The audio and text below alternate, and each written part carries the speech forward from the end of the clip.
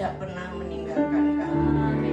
Kami semua percaya dan yakin dari awal awan kemuliaan-Mu melingkupi kami semua, Tuhan. Hadirat-Mu ada di tempat ini, dan itulah yang kami harapkan.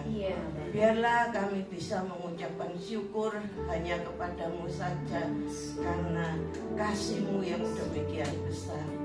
Tiba saatnya kami akan belajar akan firman-Mu. Tutup bungkus kami semua ruangan ini, kuduskan dengan darah-Mu yang kudus ya Tuhan Yesus. Kami bersehati berdoa, Engkau segala kuasa kegelapan yang ingin mencuri firman Tuhan, yang ingin membuat kami mengantuk, di dalam nama Tuhan Yesus kami perintahkan keluar dari setiap kami, keluar dari ruangan ini di dalam nama Tuhan Yesus. Tuhan Yesus, di mana hati kami sudah Kau gemburkan dengan puji-pujian tadi, kami percaya dan yakin firman-Mu tidak akan berlalu begitu saja, melainkan seperti benih yang jatuh di tanah yang subur, akan menjadi tumbuh besar, berbuah-buah, bahkan untuk naungan burung. Terima kasih Tuhan. Mari Roh Kudus beracara-lah, terangi hamba-Mu ini, sehingga firman yang akan disampaikan benar-benar berasal daripada-Mu, bukan dari hamba-Mu ini. Terima kasih Tuhan. Hanya di dalam satu nama Tuhan kami Yesus Kristus kami berdoa dan mengucap syukur. Amin. Silakan duduk semua.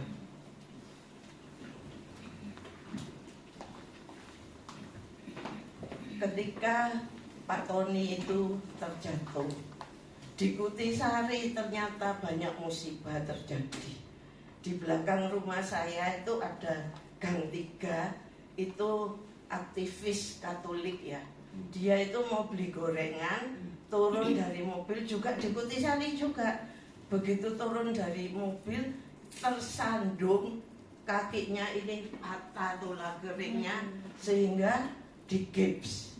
Kemudian di gang 5, mamanya ketua CG itu pada waktu diadakan CG di rumah, tiba-tiba ada telepon, mamanya ini tersandung. Itu mau masuk di rumahnya karena banjir ya, gang 5, di tembok segini di depan pintu masuk.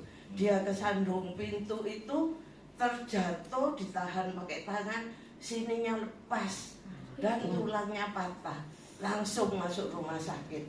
Kemudian di gang 7 ada menantunya ibu-ibu ya, dia itu naik sepeda, biasa kan jalan-jalan naik sepeda gitu. Ada orang buka pintu mobil, dia ketatap pintu mobil, jatuh, ditabrak sekali dengan mobil yang di belakangnya, tulang lehernya patah, dan langsung masuk rumah sakit, katanya mau dipen katanya lehernya, nggak tahu caranya gimana. Saya ceritakan ini karena saya mau bersaksi ya, saya buka dengan kesaksian.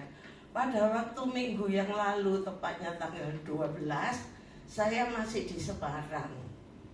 Ketika itu mau pulang ya, biasa kan hotel-hotel kamar itu berhadapan, mau ke lift, ada tembok, baru belok ke lift. Ternyata ada ibu-ibu rombongan, tidak tahu dari mana, ya itu sudah tua semua. Naruh tas ini persis di tembok belok gini di tengah. Saya tidak kelihatan. Suami jalan di belakang saya, mau bilangi hati-hati, sudah tidak nututi. Saya terjatuh demikian. Terjatuh demikian loh. Saya dengar ini kedua lutut ini buk gitu ya, bersamaan waktunya. Kemudian pada waktu yang sepersekian detik, saya itu mendengar suara, hidungmu bakal kena sedikit gitu. Saya ini bisa menjawab, ya ada apa-apa. Terus kemudian sepertinya kepala ini diginikan ya, sampai jatuh di lantai. Ternyata benar kena hidung sama bawah sini sama mulut, serit gitu ya. Di hotel kan ada karpetnya. Saya itu tidak tahu tangannya ini posisi di mana. Terus saya lihat oh lututnya enggak apa-apa ya, enggak beset sama sekali. Di sini agak perih ya sedikit. Saya tak pikir sudah berdarah hidung ini, lawang jatuh gini kena hidungnya. Ternyata dilihat sama anak saya, enggak ada lukanya sama sekali. Nah itulah terjadi mujizat bahwa Tuhan tadi itu begitu melindungi, begitu kasih. Karena saya mau khotbah pada hari ini. Kalau enggak saya sudah di rumah sakit, tidak bisa menyampaikan firman pada hari ini. Itu jatuhnya demikian ya. Seharusnya parah. Karena seumuran saya ini pasti sudah osteoporosis ya. Apalagi lutut ini kejeduk lantai. Walaupun ada karpetnya, pasti kan pecah tempurungnya ini. Tapi sama sekali tidak ada apa-apa. Ibu-ibunya itu pada bingung. Ayo bangun. Saya dibangunkan. Ambilkan minum katanya. Ini kaget ini ambilkan minum. Saya tidak mau dibangunkan, bangun sendiri. Tidak mau minum juga, langsung jalan sendiri masuk di lift. Ya begitulah mujizat itu dari dulu sekarang sampai selama-lamanya masih ada. Ini harusnya ketatap lantai itu kan mestinya sakit gigi ini pasti tanggal ya. Tapi tidak apa-apa semua. Hanya lutut ini yang terasa jatuh berbarengan itu duk gitu ya, itu terasa banget. Jadi puji Tuhan, Tuhan sayang pada kita semua. Mengapa saya bicarakan begitu? Karena mujizat itu perkara mudah di hadapan Tuhan ya. Itu bisa kita baca di 2 Raja-Raja 3 ayat 18. Kita mau belajar firman Tuhan. Ada satu orang yang dipakai Tuhan secara luar biasa. Mujizat-mujizat terjadi pada waktu orang ini masih hidup. Belasan mujizat dia nyatakan. Tetapi orang ini begitu rendah hati. Sampai orang ini berkata, dan itu pun adalah perkara ringan di mata Tuhan. Juga orang Moab akan diserahkannya ke dalam tanganmu. Satu orang ini mempunyai banyak sekali karunia. Sepertinya dia borong semua ya. Namanya adalah Elisa ya. Pada waktu Elia ini mau naik ke surga, itu di dalam 2 Raja-Raja. Di dalam 2 Raja-Raja ya, bisa kita baca bahwa ketika Elia mau naik ke surga, Elisa ini minta kepada Elia 2 bagian dari rohnya Elia biarlah ada di dalam diri Elisa. Elia berkata, kalau kamu bisa melihat aku naik ke surga, nanti kamu pasti dapat 2 roh itu. Ternyata nabi-nabi 50 orang yang berkumpul di situ, tidak ada satupun yang bisa melihat ketika kereta beroda api dan kuda berapi itu turun menjemput Elia. Hanya Elisa seorang yang bisa melihatnya. Jadi Elisa mendapatkan 2 bagian roh daripada Elia. Kalau misalkan Elia itu waktu hidup membuat mujizat katakanlah 10 kali, Elisa ini pasti 20 kali. Saya coba menuliskan ya, kira-kira ada 18 kali Elisa ini membuat mujizat. Tapi dia begitu rendah hati mengatakan bahwa semuanya itu bukan dia. Dia itu cuma hamba Tuhan. Jadi mujizat yang dia lakukan bukan dia sendiri, melainkan Tuhan memakai Elisa sebagai alatnya untuk membuat mujizat.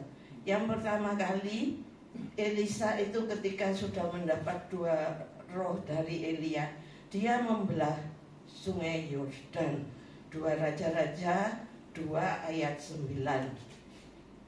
Di situ Elisa itu ini yang tadi ya, dia minta kepada Elia 2 bagian dari rohmu. Kemudian 2 Raja-Raja 3 2 Raja-Raja 3 ayat 18. Di situ Elia membelah sungai Yordan. Oh, bukan juga ya. Ya, pokoknya sungai Yordan itu terbelah dengan Elia menghantamkan jubah yang sudah dirobek ke sungai Yordan itu terbelah, sehingga para nabi dan Elisa itu bisa menyeberang sungai Yordan. 2 ayat 14. 2 ayat 14. Ya, terima kasih Bu Suan. Sesudah itu sampailah mereka di Yeriko. Ada yang berkata bahwa sungai di Yeriko itu tidak baik dan banyak orang yang keguguran. Kemudian Elisa itu menyuruh, ambil sebuah tempat yang masih baru, beri garam. Kemudian garam itu dimasukkan ke mata air itu, sehingga mata air itu menyejukkan sampai sekarang.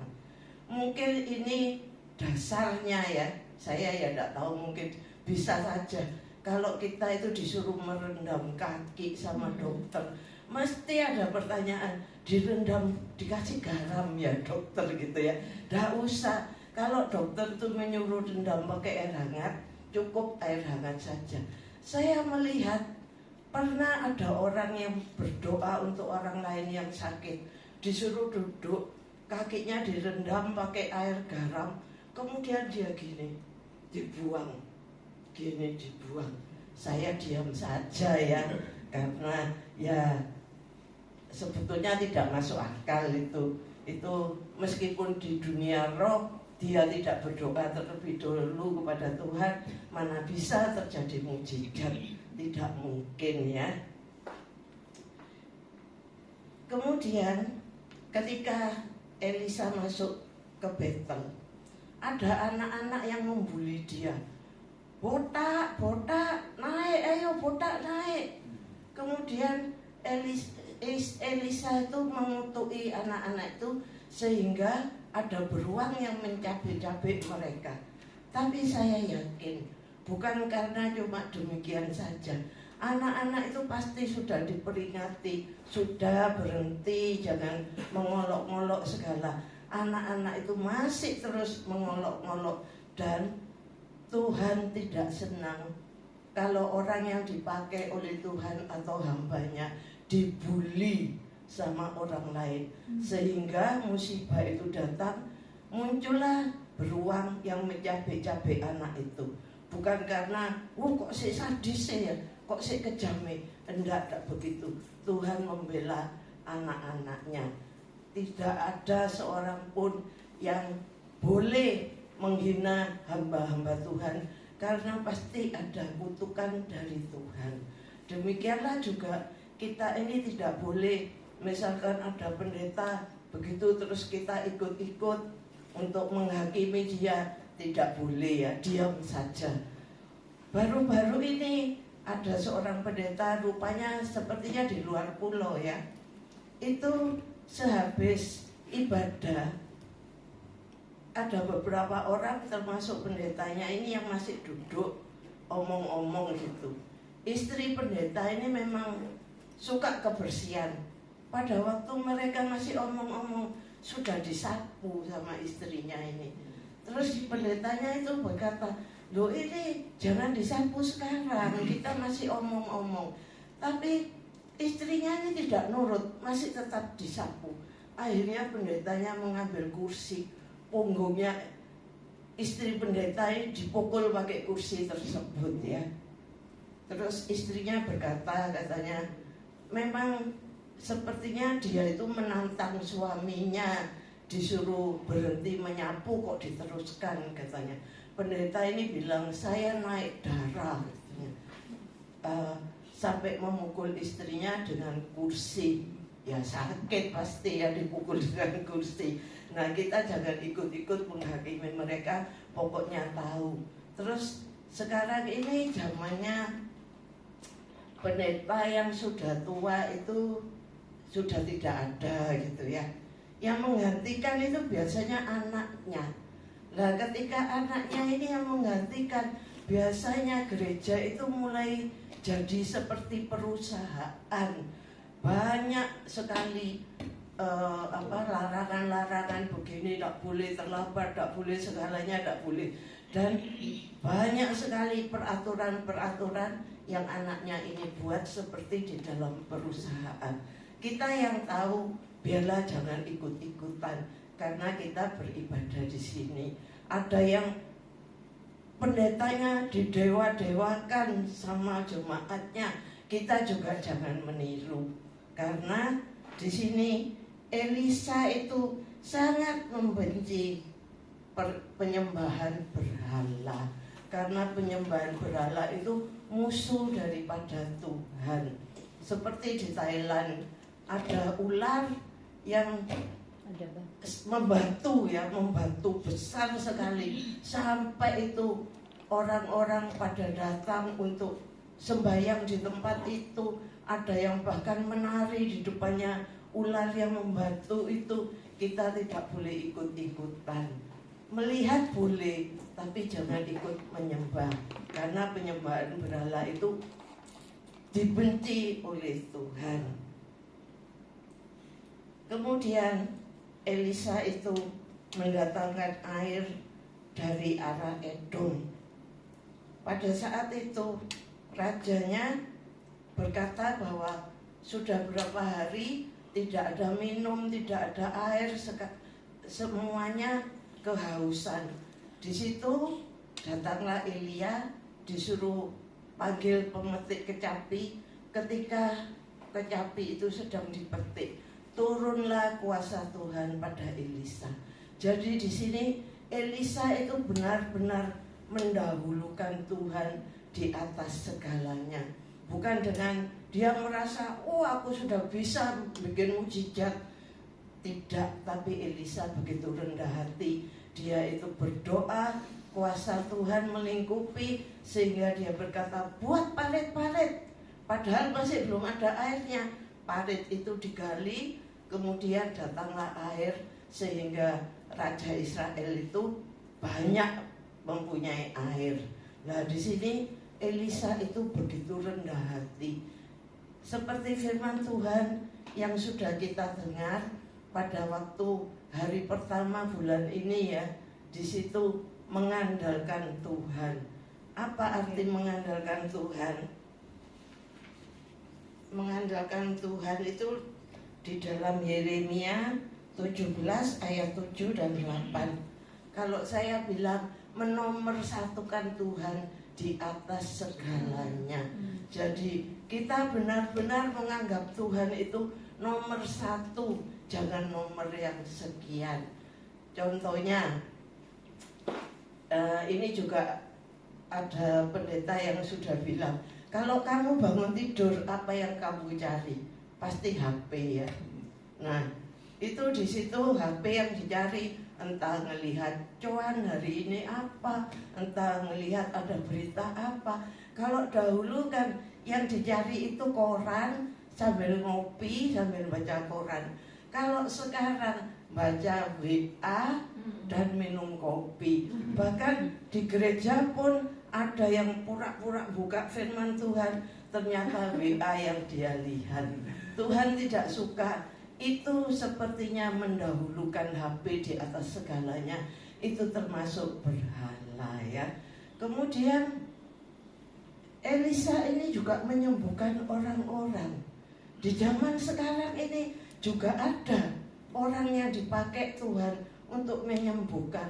Antara lain ada satu pendeta di gereja di Tangerang, namanya saya lupa, ada Lukas-Lukasnya gitu. Itu dipakai, mujizat Tuhan terjadi benar-benar ya. Orang lumpuh berjalan, orang buta bisa melihat, orang sakit kanker disembuhkan.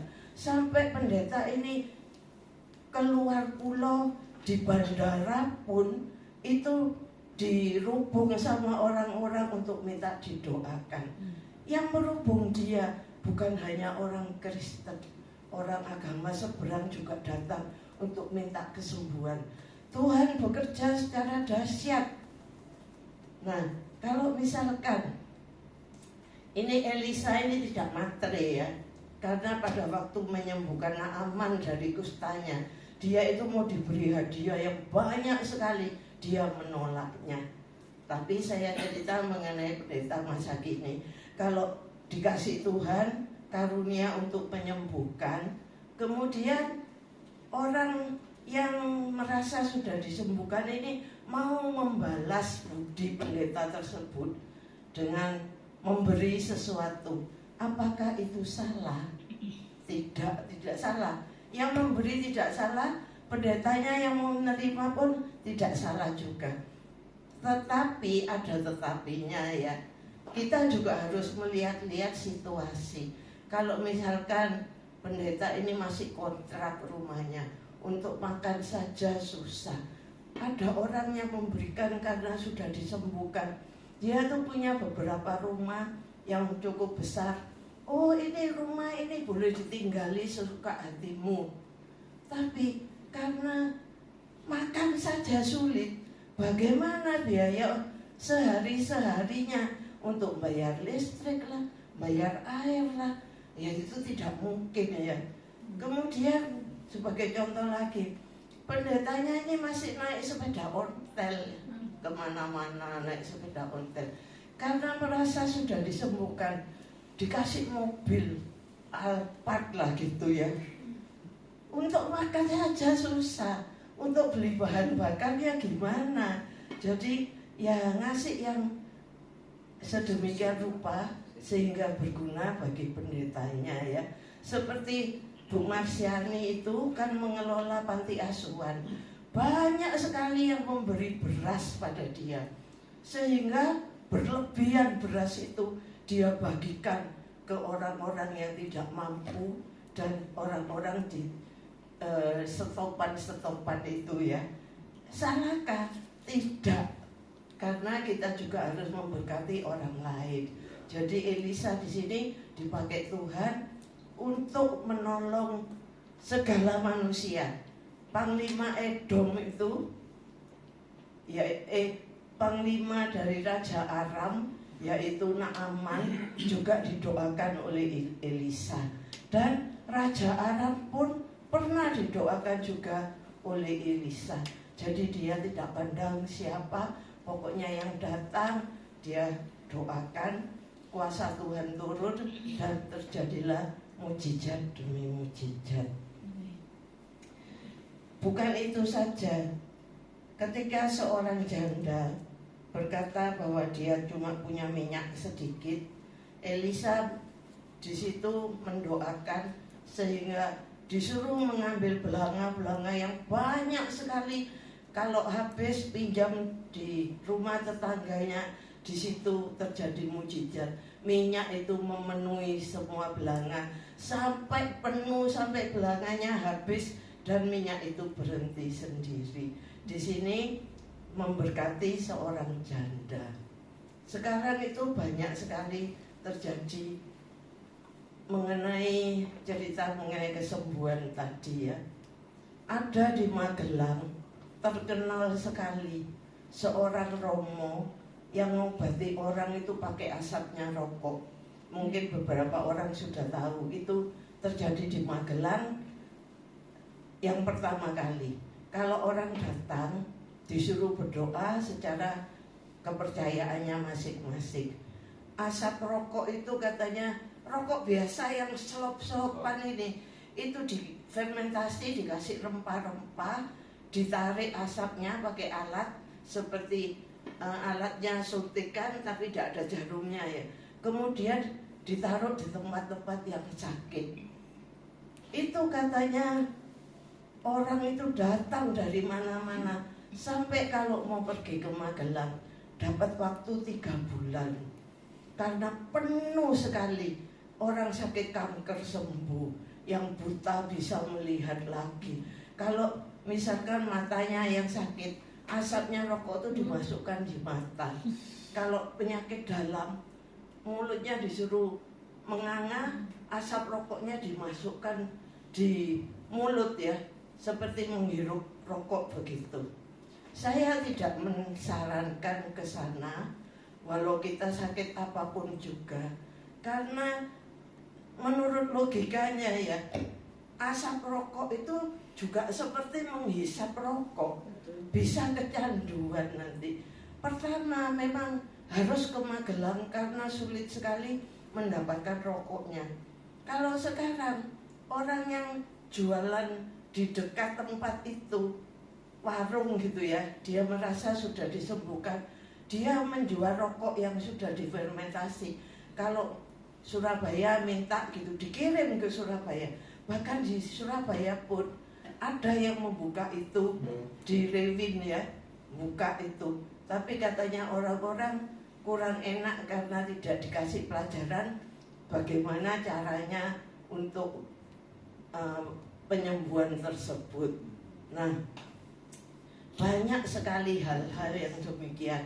Bahkan ada seorang yang matre mendoakan orang pakai tarif. Katanya itu cuma bergurau, katanya bersedekah. Tapi sebetulnya itu sungguh-sungguh ya, hanya karena netizen itu marah, dia bilang itu cuma sedekah. Bahkan dia berkata itu pada tahun 2015 katanya. Doa jarak jauh bisa bayar 10 juta katanya. Nah terus netizen itu marah katanya. Memangnya doamu itu mujarab katanya. Kok berani buka tarif, padahal doa itu kan doa kepada Tuhan katanya. Meski Tuhan kita lain ya, orang ini tidak bolehlah begitu. Macam-macam yang terjadi. Karena itu saya berpikir mungkin karena akhir-akhir ini atau zaman ini begitu teknologi begitu pesat majunya, orang tidak berpikir seperti zaman dulu. Tuhan itu tidak pernah memberikan kepada seorang seperti karunia yang tertulis di 1 Korintus 12. Ada bermacam-macam karunia. Orang itu cuma dikasih karunia 1, karunia 2, seperti perumpamaan di mana orang diberikan 1 talenta, 2 talenta, dan 5 talenta.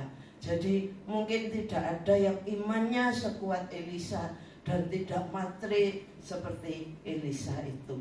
Jadi orang yang sekarang ini paling dikasih penyembuhan, iya, berkata-kata dengan hikmat, iya. Kemudian yang lain-lain tidak diberikan, tapi orang yang lain-lain diberikan karunia yang lain supaya tidak terjadi sombong dan meninggikan diri sendiri, sehingga kemuliaan Tuhan itu tidak bisa dinyatakan dengan maksimal. Ini maksimal sekali ya. Tuhan pakai seorang Elisa ini mengadakan semuanya, membangkitkan anak perempuan Sunem yang mati. Perempuan Sunem ini tidak punya anak, didoakan punya anak, kemudian anaknya ini mati.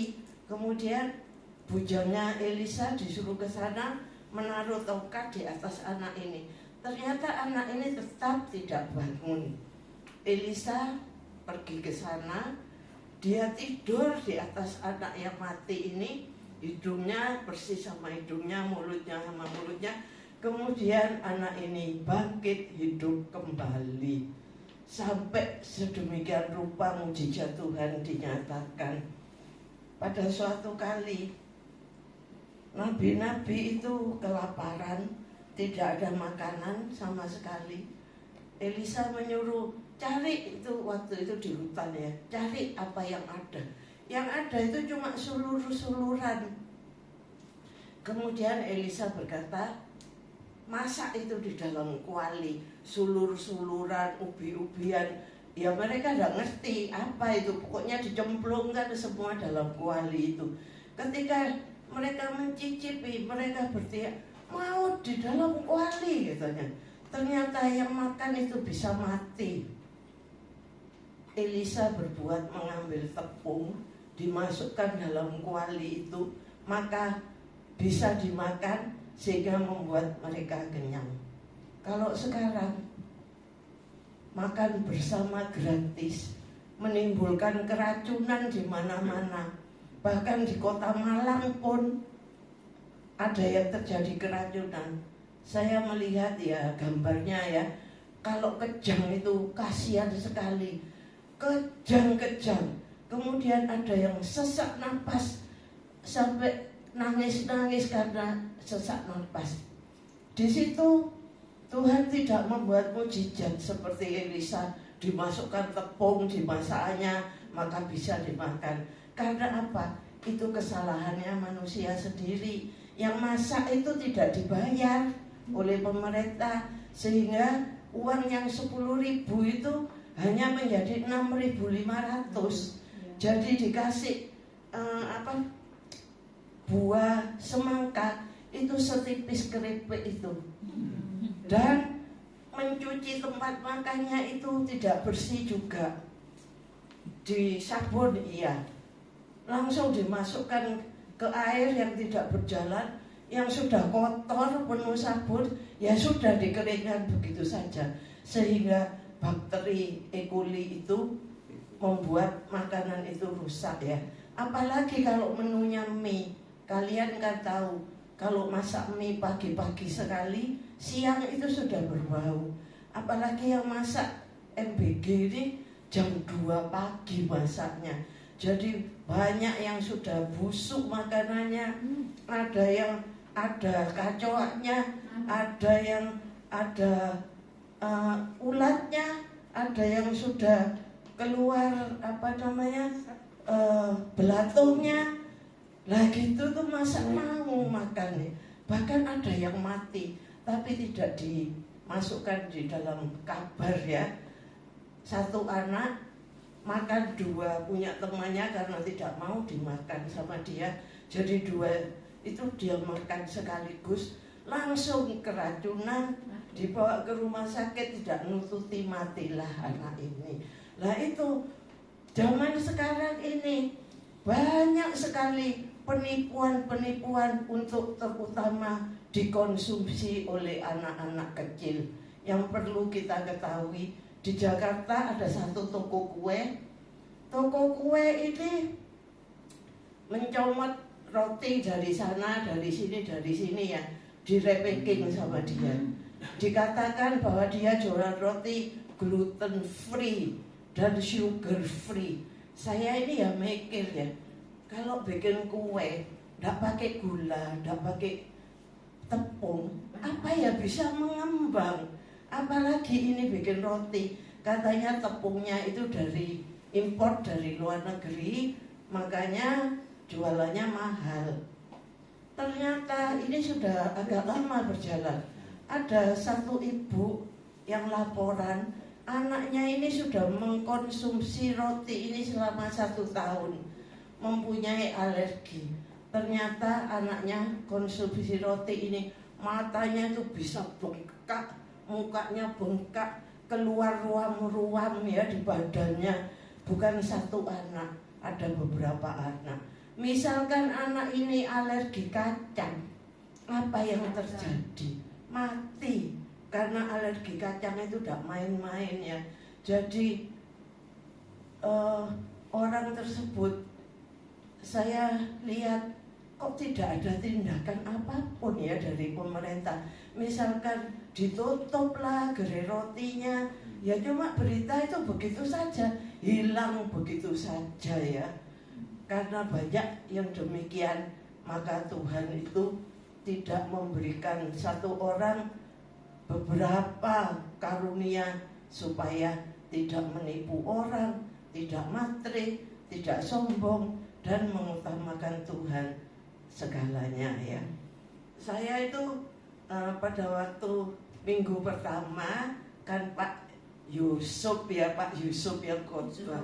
Pada waktu setelah ibadah selesai, saya ini memberikan amplop.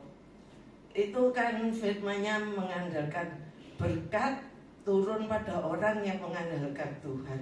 Waktu saya memberikan amplop ini, saya berkata terima kasih Pak atas firman. Kemudian dia itu, duh kok kata gini apa gitu. Terus saya ini bergurau, bilang sama Pak itu, berkat kan turun pada orang yang mengandalkan Tuhan. Dia tertawa terbahak-bahak ya, sampai punggung saya ini dilus-elus sama Pak Yusuf ini ya. Jadi orang yang mengandalkan Tuhan itu menomorsatukan Tuhan di atas segalanya.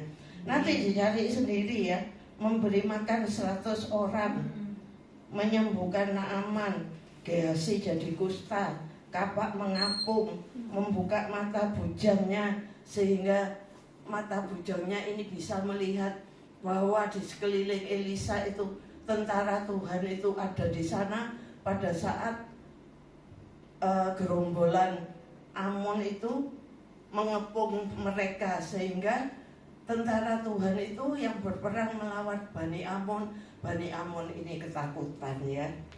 Suatu saat bujang ini juga ditutup matanya sehingga membawa Elisa dan rombongannya masuk ke kota Samaria ya. Ternyata kota Samaria itu sudah dikepung oleh orang-orang Aram ini, sehingga di dalam kota itu kelaparan.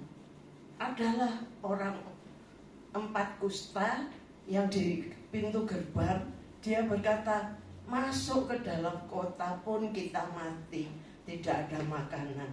Di luar kota pun kita mati. Wes lebih baik kita pergi ke kemah orang-orang Aram ini. Ketika keempat orang kusta ini pergi ke kemah orang Aram, ternyata orang Aramnya sudah lari semua.